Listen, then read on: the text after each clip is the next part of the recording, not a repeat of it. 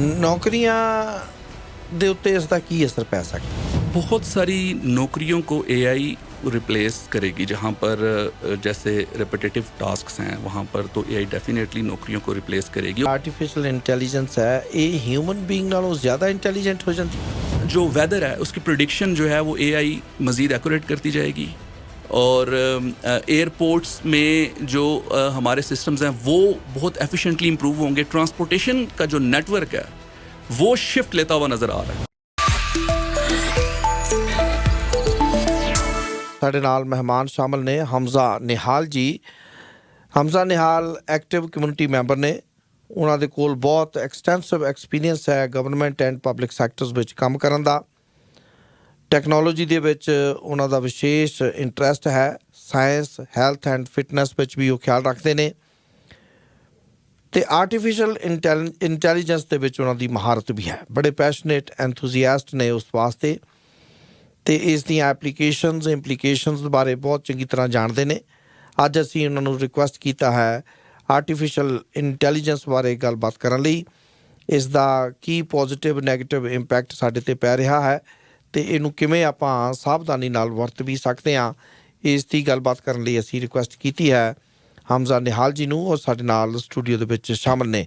Hamza, very good morning and welcome sir.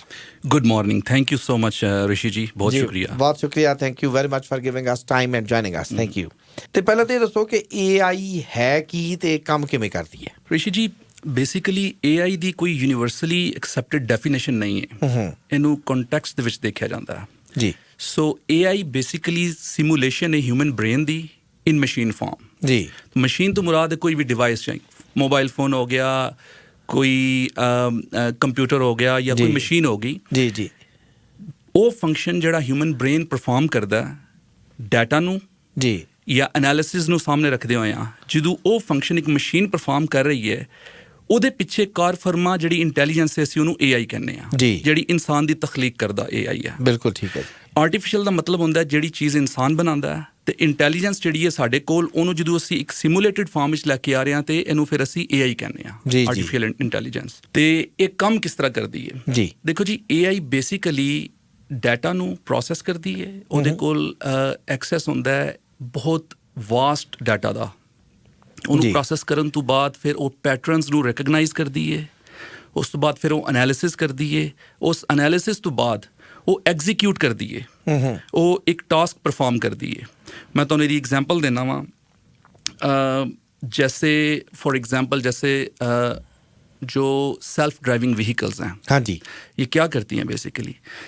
आप देखिए, compare कीजिए कि इंसानों का तरीक़ाकार और सेल्फ ड्राइविंग व्हीकल्स का सिमिलर है इन डिफरेंट कॉन्टेक्स्ट। इंसान जब कोई डिसीजन मेकिंग करता है तो वो अपनी फैकल्टीज़ को यूज़ करता है जी, अपनी सेंसेस को यूज़ करता है, देखने की, सुनने की और महसूस करने की, और उसके अलावा वो फिर अपनी मेमोरी को, इन तमाम चीज़ों को इंटीग्रेट करके वो एक डिसीजन लेता है जी। सेल्फ ड्राइविंग व्हीकल्स जो हैं वो क्या करती हैं? वो भी अपनी सेंसरी फैकल्टीज़ को यूज़ करती हैं, जिसको सेंसर फ्यूजन कहते हैं जी। जैसे वो different cameras, different sensors, environmental sensors जिसमें थर्मल सेंसर्स होते हैं, उसके अलावा नेविगेशन, GPS, इन तमाम चीज़ों को सामने रखते हुए, एनालाइज करते हुए वो डिसीजन मेकिंग करता है और अपनी ट्रैवल करने की जो टास्क है उसको एग्जीक्यूट करता है। सो बेसिकली AI जब भी कोई काम कर रही होती है तो वो ह्यूमन एफिशिएंसी को इंक्रीज करते हुए जो है उस टास्क को परफॉर्म करती है। AI ਜਿਹੜੀ ਹੈ ਆਰਟੀਫਿਸ਼ੀਅਲ इंटेलिजेंस है, ये ह्यूमन बीइंग नालों ज़्यादा इंटेलिजेंट हो जाती? इंटेलिजेंस जो है वो AI की फील्ड में, उससे मुराद ये है कि कोई टास्क एफिशिएंटली परफॉर्म करना। फॉर एग्जांपल, अगर आप किसी एक बच्चे से एक मुश्किल कैलकुलेशन पूछें और वो फ़ौरन आपको उसका जवाब दे दे तो आप कहेंगे बड़ा इंटेलिजेंट है जी। तो बेसिकली AI जो है वो हैंड्स डाउन जो एग्जीक्यूट करती है टास्क को, उसमें तो वो ह्यूमन से बहुत ज़्यादा एफिशिएंट है, इसमें कोई शक नहीं है। यानी आप उसको कॉम्प्लेक्स कैलकुलेशंस दें, आप उसको कॉम्प्लेक्स एल्गोरिदम्स दें और आप कहें कि ये प्रॉब्लम सॉल्व कर दें, तो वो AI वो थाउजेंड टाइम्स जो है वो मोर एफिशिएंटली ह्यूमन से वो टास्क परफॉर्म करके आपको दे देगी। बट क्या उसमें अकल ज़्यादा है हमसे? वेल, ऐसा नहीं है, क्योंकि AI जो भी टास्क परफॉर्म करती है उसके पीछे पैटर्न रिकग्निशन और डाटा एनालिसिस होते हैं, इमोशंस नहीं होते। ठीक है। सो अगर इंटेलिजेंस से मुराद एफिशिएंसी है तो definitely AI will bring more efficiency in human life. However अगर उससे मुराद आप बेसिक अकल की बात कर रहे हैं, विजडम की बात कर रहे हैं, तो वो एक कॉन्सेप्ट अभी थ्योरेटिकली मौजूद है एजेआई का, आर्टिफिशियल जनरल इंटेलिजेंस के, जो खुद से इमोशंस को भी अंडरस्टैंड करना शुरू कर दे और डिसीजन मेकिंग भी कर दे, लेकिन ये एक थ्योरेटिकल कॉन्सेप्ट है. तो हाँ, एफिशिएंसी और एग्जीक्यूशन में एआई ह्यूमन से बहुत ज़्यादा बेटर है. और उसकी वजह क्या जी? उसकी वजह यह है कि एआई जो है उसकी डाटाबेस में ओमनी प्रेजेंस है. ह्यूमंस जो हैं जब उन्होंने किसी इंफॉर्मेशन को एक्सट्रैक्ट करना होता है तो वो उसको सिमल्टेनियसली नहीं कर सकते. वो पहले इंफॉर्मेशन को एक पॉइंट से लेंगे, फिर दूसरे पॉइंट से, फिर तीसरे पॉइंट से. हाउएवर एआई जो है वो सिमल्टेनियसली हर जगह से इंफॉर्मेशन को एक्सट्रैक्ट करके एनालिसिस कर रही होती है. इसलिए उसकी एफिशिएंसी ह्यूमन से बहुत ज़्यादा है. जी. ਤੇ ਜੇ ਇਸ ਤਰ੍ਹਾਂ ਦੀ ਸਿਚੁਏਸ਼ਨ ਹੈ ਜਿਵੇਂ ਤੁਸੀਂ ਦੱਸਿਆ, ਤੇ ਫਿਰ ਤਾਂ ਇਹ ਹਿਊਮਨਸ ਨੂੰ ਰਿਪਲੇਸ ਕਰੇਗੀ ਜਾਂ ਕਰ ਰਹੀ है? जी देखें तो बहुत सारे फील्ड्स जो हैं वहाँ पर ये कर चुकी है. जैसे फॉर एग्जांपल जब आप कस्टमर सर्विस पे पहले कांटेक्ट करते थे तो आप फ़ोन करते थे या आप ह्यूमंस से जो है वो इंटरेक्ट करते थे. आपका initial point of contact humans होते थे. जी जी जी. लेकिन अभी चैटबॉट्स हैं. 50 to 60% ऑफ द टाइम आपको वो चैटबॉट्स जो हैं वो सोल्यूशन दे देते हैं, अदरवाइज फिर वो एस्केलेट करते हैं. तो एआई बेसिकली बहुत सारी चीज़ों को, बहुत सारी जॉब्स को रिप्लेस करेगी, लेकिन इसका मतलब ये नहीं है कि अनएम्प्लॉयमेंट बढ़ेगी. आप हिस्टोरिकली देखें, जब इंडस्ट्रियल रेवोल्यूशन आया तो मैनुअल लेबर जो है वो रिप्लेस कर दी गई और मशीन लेबर की तरफ जो है वो इंसान चले गए. लोगों ने अपनी स्किल्स को जो है वो बेटर करना शुरू कर दिया. सो एआई डेफिनेटली बहुत जगहों पर जो रेपिटेटिव टास्क्स हैं या जहाँ पर ऑटोमेशन रिक्वायर्ड है, वहाँ पर एआई जो है वो अपनी एफिशिएंसी की बुनियाद पर रिप्लेस कर लेगी. बट हिस्टोरिकली हमें यही नज़र आता है कि हम इंसान जो हैं वो डिफरेंट जॉब क्रिएट कर लेते हैं. और फिर दूसरा जो इकोनॉमी है, बेसिकली आप तो खुद इकोनॉमिस्ट हैं, आप इकोनॉमी को अंडरस्टैंड करते हैं. इकोनॉमी अपने अंदर एक सेल्फ एडजस्टिंग मैकेनिज्म रखती है. जब एक तरफ से अगर जॉब्स कम होंगी तो इकोनॉमी कहीं ना कहीं और जॉब्स ज़रूर क्रिएट करेगी. सो इसके बारे में हमें ज़्यादा अलार्मिस्ट नहीं होना चाहिए. हाँ, एक जो ट्रांजिशनल पीरियड होगा उसमें लोगों को ज़रूर प्रॉब्लम आएगी, लेकिन उसके लिए बेस्ट ये है कि अपनी स्किल्स को जो है वो इम्प्रूव किया जाए. तो इसका पोटेंशियल रिस्क क्या है एआई का? कोई भी टेक्नोलॉजी इनहेरेंटली कोई रिस्क नहीं रखती.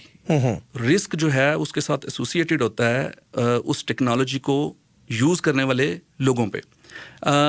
फॉर एग्जांपल जैसे न्यूक्लियर टेक्नोलॉजी है. न्यूक्लियर टेक्नोलॉजी आज के दौर में आप देखें कि वो एनर्जी भी प्रोड्यूस करती है इलेक्ट्रिसिटी की सूरत में. एग्रीकल्चरल इंडस्ट्री के अंदर उसका एक बहुत सिग्निफिकेंट रोल है. स्पेस एक्सप्लोरेशन की अगर बात करें तो न्यूक्लियर टेक्नोलॉजी उसमें बड़ी सिग्निफिकेंस रखती है. फिर मेडिसिन में रेडिएशन, जो रेडियोथेरेपी है, लेकिन वही न्यूक्लियर टेक्नोलॉजी डेवस्टेशन के लिए भी यूज़ की जा सकती है, हथियार में. बिल्कुल. तो उस टेक्नोलॉजी का कोई फॉल्ट नहीं है. इसी तरह एआई अपने आप में कोई रिस्क नहीं रखता. हाँ, एआई को मिसयूज़ भी किया जा सकता है और एआई को जो है वो हम अपनी सहूलत के लिए भी इस्तेमाल कर सकते हैं. करंटली जो मुझे लगता है कि सबसे बड़ा जो इम्पैक्ट एआई का जो नेगेटिव इम्पैक्ट हो सकता है या किसी हद तक हो रहा है, वो है जो फेक वीडियोज़ हैं, फेक इमेजेस हैं, या जो मिस इन्फॉर्मेशन है, इस तरह की मेलाइन करने वाली कैंपेन्स हैं, वो जो एआई के टूल्स को यूज़ करके की जा रही हैं. वो तो एक इमीडिएट रिस्क मौजूद है, वो तो सामने हमारे है. लेकिन ओवरऑल अगर कोई भी टेक्नोलॉजी देखें तो उस टेक्नोलॉजी की यूटिलिटी बहरहाल इंसानों के पास है. तो वो उसकी यूटिलिटी पॉजिटिव वे में होगी तो वो टेक्नोलॉजी हमारे लिए काम करेगी, नेगेटिव वे में होगी तो वो हमारे खिलाफ काम करेगी. ਨੌਕਰੀਆਂ ਦੇ ਉੱਤੇ ਇਸ ਦਾ ਕੀ ਅਸਰ ਪੈ ਸਕਦਾ ਜੀ? बहुत सारी नौकरियों को एआई रिप्लेस करेगी. जहाँ पर जैसे रेपिटेटिव टास्क्स हैं वहाँ पर तो एआई डेफिनेटली नौकरियों को रिप्लेस करेगी. और एआई को क्रिएट करने का मकसद भी है. हमारे पास रेडियो स्टेशन में हम क्रिएटिव राइटर भर्ती करते हैं, तो मुझे लगता है कि अब एआई क्रिएटिव राइटर ज़्यादा अच्छी बन गई है. जो ओरिजिनल आइडिया है ऋषि जी, वो तो एक ह्यूमन ब्रेन में ही आ सकता है ना. सही वो एआई में एफिशिएंसी तो मौजूद है और इंटीग्रेट करके डिफरेंट डाटाज को वो आपको एक ऐसे लिख के दे देगी, या आपको कोई अगर आपको राइटिंग चाहिए वो आपको लिख के दे देगी, लेकिन जो एक ओरिजिनल थॉट प्रोसेस है वो एआई के पास अभी इस वक्त मौजूद नहीं है। हाँ, जी। एआई की लिखी हुई चीज़ें एंटरटेनिंग ज़रूर हो सकती हैं, लेकिन आई थिंक कि इंसानों को हमेशा एक ओरिजिनल आइडिया की ज़रूरत होती है, तो वो इंसानों का रोल रिप्लेस नहीं किया जा सकता। जी। और अगले 10 साल में एआई कहाँ होगी, हमें कहाँ ले जाएगी, क्या फ्यूचर है? अगले 10 साल में तो यही नज़र आता है कि एआई जो है वो मेडिकल साइंस में, हेल्थ केयर में, ऑटोमेटेड सिस्टम्स में, कस्टमर सर्विसेज में, इन तमाम जगहों पर बहुत मेजर लेवल की एफिशिएंसी लेके आएगी, और ये इम्प्रूव होती जाएगी। हाँ, यकीनन थोड़ी कन्फ्यूजन भी क्रिएट करेगी। उसकी वजह ये है कि अगले 10 सालों में आप देखें तो 3-4 मल्टी जनरेशंस जो हैं वो अवेलेबल होंगी। वो जनरेशन भी होगी जो एआई को बिल्कुल अंडरस्टैंड नहीं करती, वो जनरेशन भी होगी जो थोड़ा रिपेल करती है, जो एआई से थोड़ा सा दूर भागती है, क्योंकि वो समझती है कि एआई जो है वो लॉन्ग टर्म में नुकसानदेह है। वो जनरेशन भी होगी जो एआई को सपोर्ट करती है, और वो भी जो अंडरस्टैंड करती है। तो इसलिए थोड़ी सी कन्फ्यूजन भी रहेगी, लेकिन ओवरऑल जो सिस्टम्स हैं उनमें एफिशिएंसी इंप्रूव होती जाएगी अगले 10 सालों में। जी। और आई थिंक ये जो 10 साल होंगे, अगले 10 से 15 साल, इसमें बहुत मेजर लेवल की ट्रांजिशंस होंगी सिस्टम्स के अंदर। बिजनेसेस जो हैं वो एआई को अडॉप्ट करना शुरू कर देंगे। गवर्नमेंट्स हो सकता है कि वो इसको इतना जल्दी अडॉप्ट ना करें, लेकिन एआई अपनी एफिशिएंसी की बुनियाद पर अल्टीमेटली सबको कन्विंस करना शुरू कर देगी। वाह, ਕਿਹੜੇ ਫੀਲਡ ਇਸ ਵੇਲੇ ਲੱਗਦੇ? ਤੁਸੀਂ ਰੈਪੀਟੇਟਿਵ ਫੰਕਸ਼ਨਿੰਗ ਦੀ ਗੱਲ ਕੀਤੀ, ਵਰਕਿੰਗ ਦੀ ਗੱਲ ਕੀਤੀ, ਹੋਰ ਕਿਹੜੇ ਫੀਲਡ ਨੇ ਜਿੱਥੇ एआई एंटर करेगी, ਸਾਨੂੰ ज़्यादा नज़र आएगी? कस्टमर सर्विस, जब कस्टमर सर्विस में ह्यूमन एलिमेंट आप देखें बहुत ज़्यादा इस वक्त, आप the first point of contact आपका कस्टमर सर्विस में ह्यूमन होते हैं। आप अगर वहाँ पर एआई को रिप्लेस करना शुरू कर दें, एआई में चूँकि सेल्फ लर्निंग कैपेबिलिटीज़ हमने इंस्टॉल की हुई हैं, तो वो उसको डे बाय डे इम्प्रूव करती जाएगी। जी। आप देखें ना, बहुत सारे जैसे किसी दौर में जब स्पीडिंग की टिकट दी जाती थी, तो एक ऑफिसर जो है वो मैनुअली गाड़ी को रोक के अपने उस स्कैनर से टिकट चेक करके, तो उस स्पीड चेक करके तो उसको टिकट दिया करता था। आज पूरे शहर में जगह जगह कैमरास लगे हुए हैं। बिल्कुल ठीक है। तो इसी तरह जो वेदर है उसकी प्रेडिक्शन जो है वो एआई मज़ीद एक्यूरेट करती जाएगी, और एयरपोर्ट्स में जो हमारे सिस्टम्स हैं वो बहुत एफिशिएंटली इंप्रूव होंगे। ट्रांसपोर्टेशन का जो नेटवर्क है वो शिफ्ट लेता हुआ नज़र आ रहा है। Oh yes. और आई थिंक जो नेक्स्ट मेजर ब्रेक थ्रू है जो ड्यू है अभी, वो होगा हेल्थ की फील्ड में। क्योंकि अगर आप देखें तो हमने पिछली सदी में या पिछले 10 से 20 सालों में स्पेस एक्सप्लोरेशन में बहुत मेजर ब्रेक थ्रू किए हैं। बैंकिंग और फाइनेंस के अंदर ह्यूमंस ने बहुत डेवलपमेंट की है। इसी तरह टेक्नोलॉजी में देखें, एआई में देखें, इंडस्ट्री में देखें। लेकिन मेडिकल साइंस के अंदर ऐसे लगता है कि मेजर ब्रेक थ्रूज जो हैं वो एआई की वजह से हम अचीव करेंगे। जैसे कैंसर हो गया, डायबिटीज़ होगी, या क्रॉनिक इलनेसेस हो गई। सो चूँकि एआई वास्ट लेवल पे डाटा को इंटरप्रेट करती है, तो हमें कोई भी जब हम प्रॉब्लम को सॉल्व करते हैं उसके लिए हमें वास्ट डाटा की इंटरप्रिटेशन चाहिए होती है। सो एआई मेडिकल साइंस के अंदर जो है वो काफ़ी हद तक जो है वो बेनिफिट प्रोवाइड करेगी। How important is it for an average person to learn about AI? उसकी वजह ये है कि ये ऐसा ही है कि आज सोसाइटी में सरवाइव करना काफ़ी कठिन हो जाएगा अगर आपको इंटरनेट यूज़ करना नहीं आता। या अगर आपको ड्राइव करना नहीं आता, तो सर्वाइवल के ये बेसिक टूल्स हैं।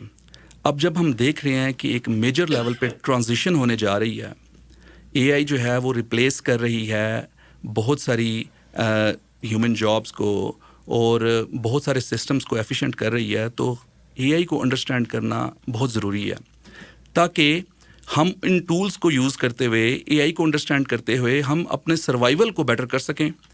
तो ये भी ज़रूरी है कि हम अपने बच्चों को थोड़ा एआई की तरफ उनका इंटरेस्ट डेवलप करें। मेरे ख्याल में सिर्फ यंग लोगों के लिए नहीं, जो लोग अपनी 50s में हैं या 60s में हैं, उनके लिए भी बेसिक लेवल की एआई की अंडरस्टैंडिंग बड़ी ज़रूरी है, वरना वो अगले 10-15 साल में कन्फ्यूजन का शिकार होंगे। यस।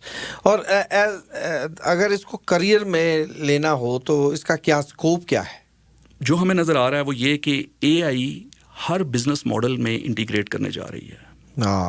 यस। कोई भी आपको बड़े पैमाने पे बिजनेस नहीं मिलेगा, चाहे वो प्रोडक्शन की इंडस्ट्री हो, चाहे सर्विसेज की इंडस्ट्री हो, एआई हर जगह पर आपको काम करती हुई नज़र आएगी। सो इसलिए इसका स्कोप तो बहुत वास्ट है, और आप जितनी अपनी स्किल्स जो हैं वो एआई में बेटर करते जाएंगे, आपका स्कोप भी उतना ही वसी होता जाएगा।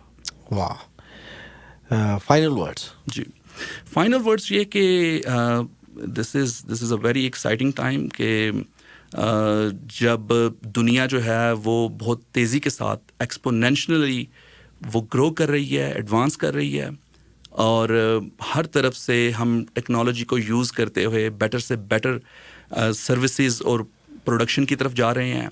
न्यू इनोवेशंस आ रही हैं, क्रिएटिविटी बढ़ रही है, तो हमें इन तमाम नई चीज़ों के बारे में बेसिक आइडियाज़ रखने चाहिए ताकि हम इन डेवलपमेंट से इस्तिफ़ादा हासिल कर सकें, इंजॉय कर सकें।